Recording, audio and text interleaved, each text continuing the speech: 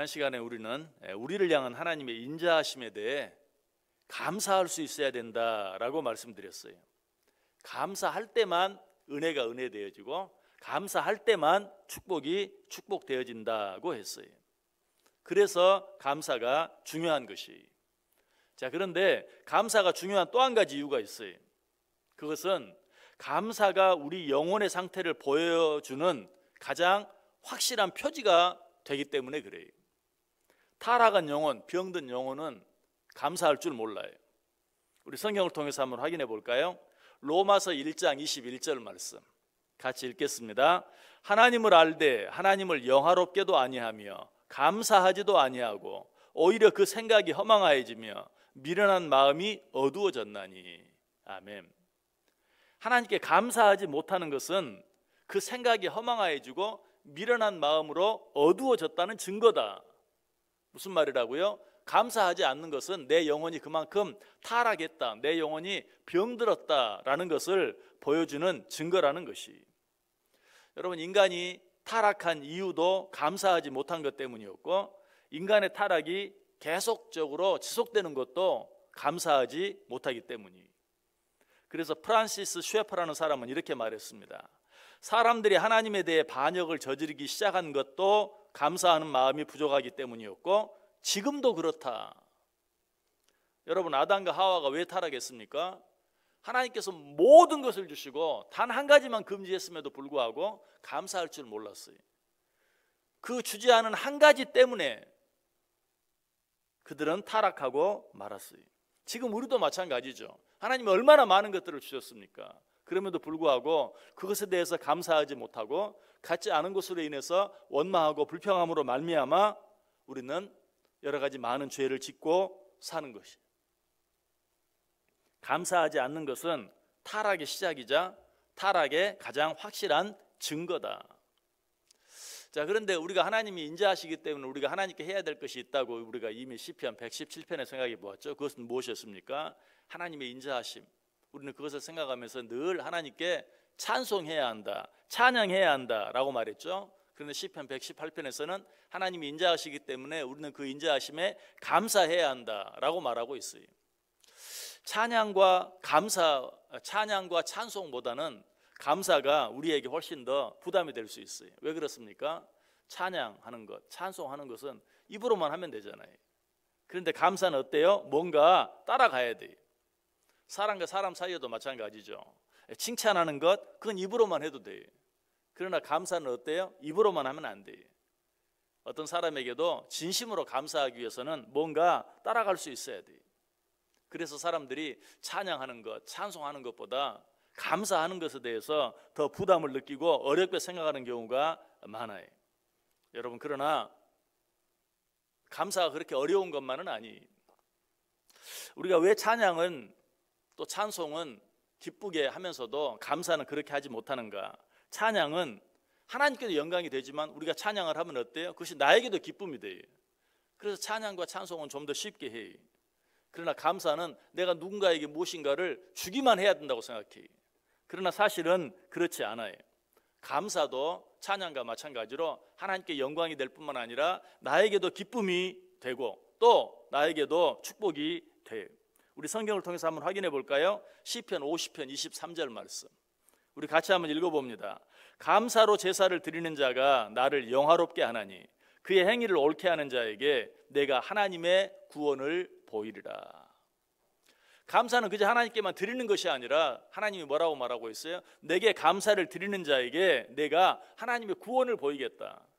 이 말은 감사하는 자에게 구원을 시켜주겠다 하는 그런 말이 아니라 하나님께 진정으로 감사하는 자에게 구원의 기쁨과 감격이 무엇인지 알게 해주겠다.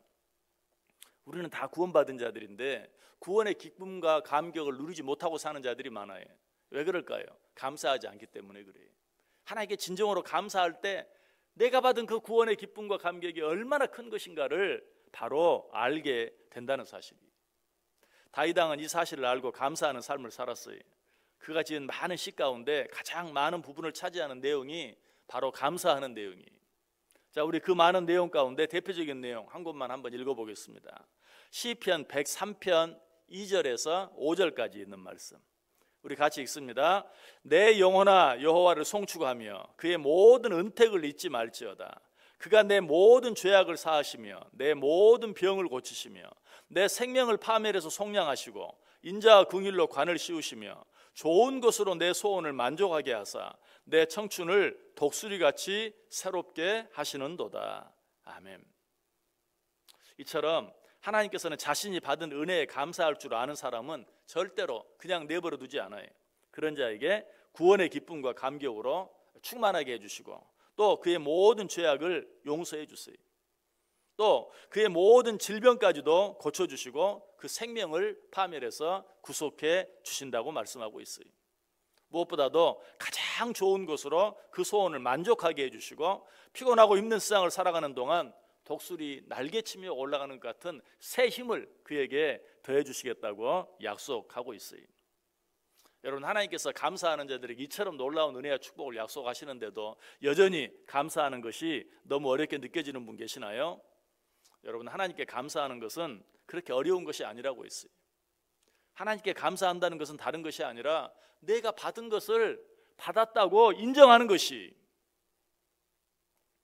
하나님은 너무나 인자하셔서 이처럼 당연한 일을 행하는데도 당연한 일을 행한 그 사람에게는 너무나 과분한 은혜와 축복으로 채워주신다는 것이, 사실 우리 부모들이 그렇죠.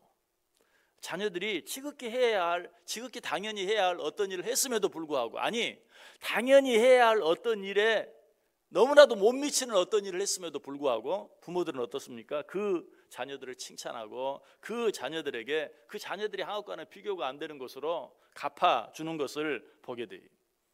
이것이 부모의 마음인 것처럼 우리 하나님의 마음도 더더욱 그러하다.